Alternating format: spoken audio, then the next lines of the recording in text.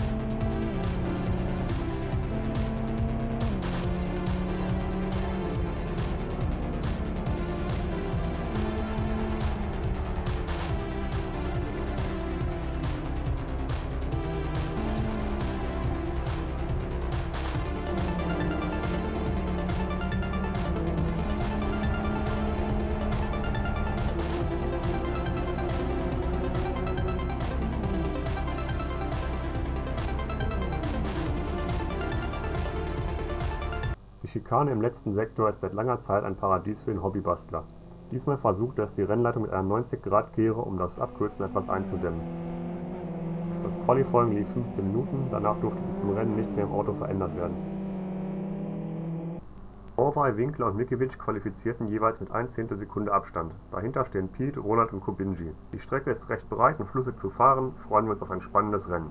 Die Ampel wird grün und mit ordentlich durchdrehenden Reifen geht es los in die erste von 27 Runden. Die Racebouts kommen aus dem Stillstand etwas besser weg, zumindest Ronald hat schon eine Position gut gemacht. Der leichte Knick nach der Schikane wird mit Vollgas durchfahren, mit etwa 200 km/h geht es zur nächsten Rechtskurve, wo in den dritten Gang zurückgeschaltet wird. Bild links, Zaska mit der blau-weißen Lackierung bremst deutlich zu spät und rutscht viel zu schnell auf die Kurve zu.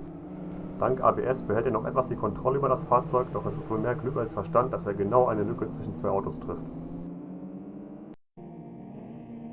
Im zweiten Grid war der Racerbout beliebter, oder zumindest sahen mehr Fahrer ihn als das kleinere Übel an. Trotzdem startet McLaughlin mit seinem FZ5 zwischen den Racerbouts von Klaus Adam und Daniel. Klaus Adam fliegt beinahe in der ersten Kurve ab, kann aber die Führung behalten, während sich Daniel auf Platz 2 einreiht. Ansonsten sehen wir das übliche Gewusel der Startphase.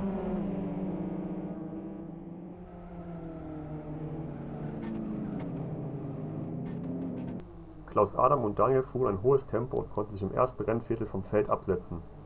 In Runde 7 bricht Daniel das Heck aus, dank der speziellen Aufwärmung sehr schwierig abzufangen. Ab hier war es dann freie Fahrt für Klaus Adam, Daniel musste sich dann weiter hinten rumschlagen, bekam zum Ende aber keine Temperatur mehr in die Reifen. Schöner Drift von Katila übrigens. In diesem Rennen musste ein Pflichtboxenstopp durchgeführt werden, aufgrund der Rennsprit-Qualifikation nutzten fast alle Fahrer die 20 Sekunden Mindeststandzeit zum Nachtanken. Auch ein Reifenwechsel konnte sinnvoll sein. Corson war schon sehr früh in der Box und wollte so dem Verkehr entgehen. Das klappte nur teilweise, 10 Runden hing er hinter Katila fest, bis er dann doch noch einen Weg vorbeifand und so auf dem zweiten Platz ins Ziel kam. Bei den Reifen durfte gepokert werden, mit passender Fahrweise konnte man ohne Wechsel durchfahren. Aber wer sich anstrengt, der kriegt natürlich alles kaputt. Der Stopp von Morvai ist aber ganz planmäßig, wenn auch etwas Zeit beim Einparken verloren geht. Die Konkurrenz war bereits in der Box gewesen, mit etwas Glück würde er den ersten Platz also behalten können. Von hinten kommen 3 Fahrer angerast, Pikey und Super-D werden von Winkler durch die Gegend gescheucht. Morvai fädelt sich knapp vor allen 3 wieder ein und behält die Führung. Die beiden Fahrer von Team Something Awful waren noch nicht in der Box und verschaffen Morvai einen wertvollen Puffer gegen Winkler, zumindest für kurze Zeit.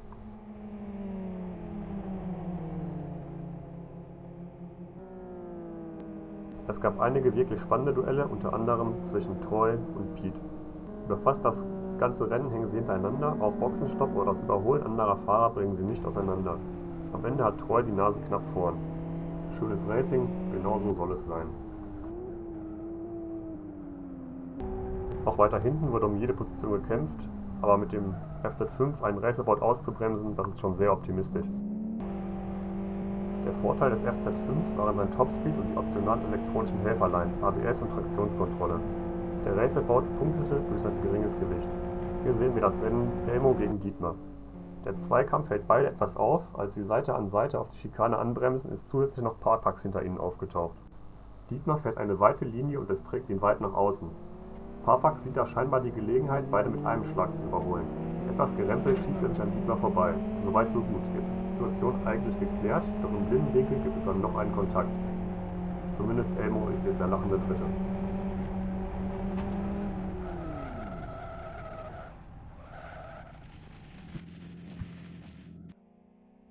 Jetzt im Bild ein Dreikampf aus dem zweiten Grid.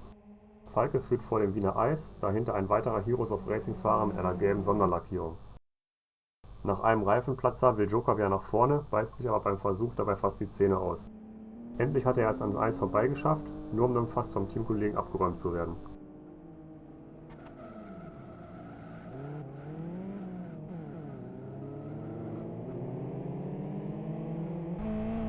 Im ersten Grid ist das Rennen um Platz 1 in vollem Gange.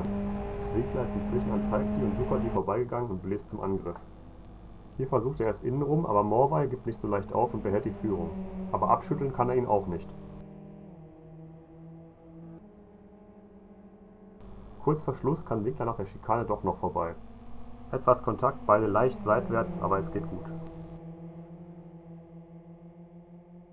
Morvay gibt die letzten 2 Runden nochmal alles und in der letzten Kurve fliegen die Pylonen, aber vergeblich. Winkler gewinnt vor Morvay, dann Mikiewicz auf der 3.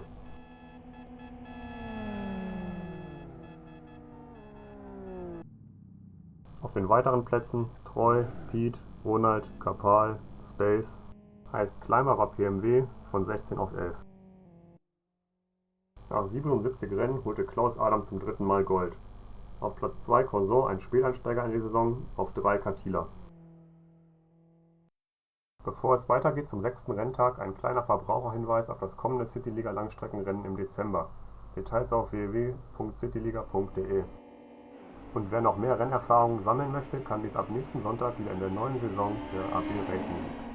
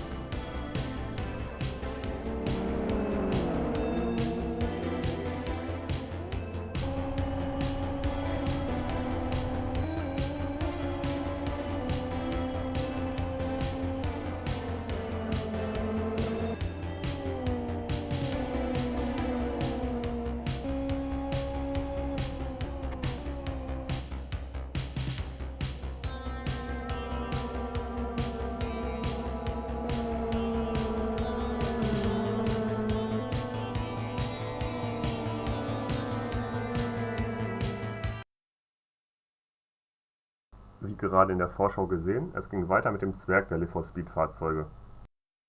Der MRT ist ein kleiner Formelwagen, fast schon ein Go-Kart, aber mit Sechsganggetriebe und einer Einzelradaufhängung, die sich zumindest bemüht, Kontakt zum Boden zu halten. Gefahren wurde im Sprintformat, also 2 Rennen mit je 23 Runden. Los geht es mit Grid 1. Ganz vorne in Rot-Weiß steht Ronald, im Qualifying war er 100 Sekunde schneller als Winkler. Auch zwischen anderen Fahrern lagen jeweils nur wenige Hundertstel Sekunden. Ascona und Muddy von Extreme Racing fuhren beide sogar die gleiche Zeit. Für Ronald war es die erste Pole Position in dieser Saison, aber die Freude hält nicht lange, da kommt Winkler aus dem Windschatten und geht vorbei. Nach einer kurzen Jagd gelang auch Peter Sprung auf das Podium auf den 2. Platz. Wenn man im MRT bemerkt, dass etwas schief läuft, ist es oft schon zu spät. Trotzdem verlief das Rennen weitgehend ohne Zwischenfall. Das Ergebnis: Winkler auf 1, dann Pete, Kubinzi, Troy, Space. Mikiewicz hatte seine Qualifikation vorzeitig beendet, landete nun aber immerhin auf Platz 11.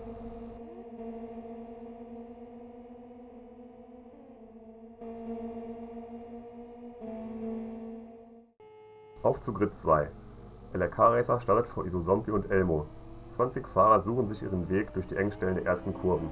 In der Mitte gerät ein Hinterrad von Spark aufs Gras, er dreht sich weg und errichtet eine Straßensperre. Den folgenden Fahrern gelingt es, eine Massenkarambolage zu vermeiden. Trotzdem ist das Feld nun in 2 Hälften geteilt.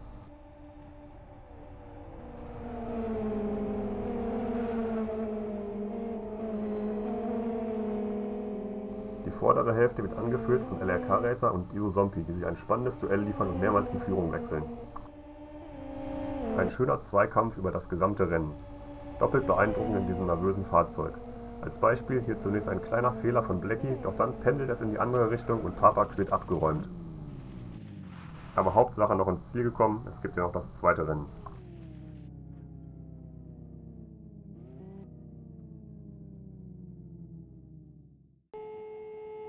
Für das zweite Rennen wurden die vorderen Plätze gedreht, die Anzahl wurde zufällig bestimmt. Die Würfel zeigten eine 12, also die maximale Anzahl der gedrehten Fahrer für maximale Durchmischung. Hulk D hat nun die Ehre, das Feld durch die kritische Schikane zu führen. Das ist ihm gelungen. Bei der Auffahrt auf die Brücke hat es dann doch noch gekracht. Nach einem kleinen Gerangel zwischen Space und Ronald ist Space neben der Linie und wird von hinten angeschoben. Winkler entkommt dem Kuddelmuddel um Haaresbreite, andere haben nicht so viel Glück. Erstaunlicherweise können aber alle weiterfahren. Aus der Onboard-Kamera von Ascona sehen wir, wie eng in diesen Rennen gekämpft wurde. Der Spruch mag abgegriffen sein, aber die Fahrer hängen sich gegenseitig fast im Getriebe. Ascona hatte erst das Nachsehen, als er innen überholt wurde und dann nicht mehr vorbeikam. In der letzten Runde findet er noch eine Lücke und überholt 2 auf einen Streich. So ein kleiner Open-Wheeler ist fragil, da muss man geduldig sein. Mensa mit der rot-blauen Flammenlackierung schleicht sich in den letzten Kurven an die Dreiergruppe heran und versucht es auch nochmal gegen Pete, muss sich aber um 900 Sekunden geschlagen geben. Am Ende des zweiten Sprintdurchgangs standen auf dem Podium Kubinji, Troy und Mikiewicz. Dahinter Kapal, dann Super D, dann Winkler und Ronald.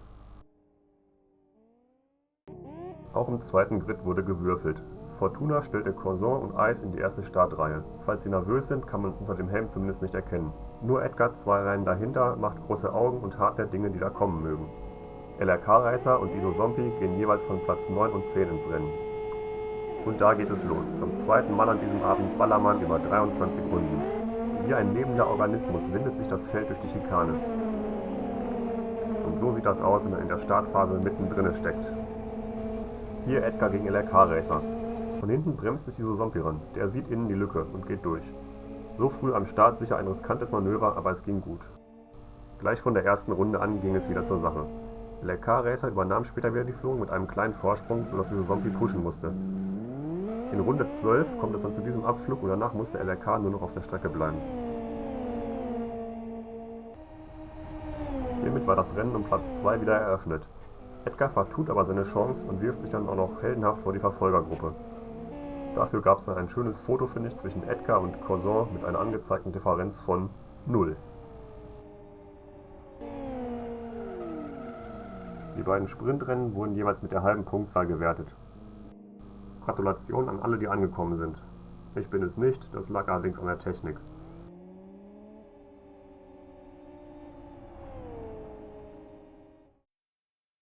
Nach 6 Renntagen führen Mikiewicz und Troy punktgleiche Tabelle an mit 1410 Punkten. Knapp dahinter Morvay mit 1404 Punkten, allerdings hat er schon sein Streichergebnis für eine Nullrunde verbraucht. Weitere Fahrer in der Top 10 sind Winkler, Pete, Kapal, Ronald, Kubinji, Zaska und Ascona. Alle mit zumindest mathematischen Aussichten auf den Gewinn der Meisterschaft. Bei der Teamwertung kann sich Team Infinity absetzen, dahinter Something Awful und TC Racing 1 mit 2 Punkten Unterschied.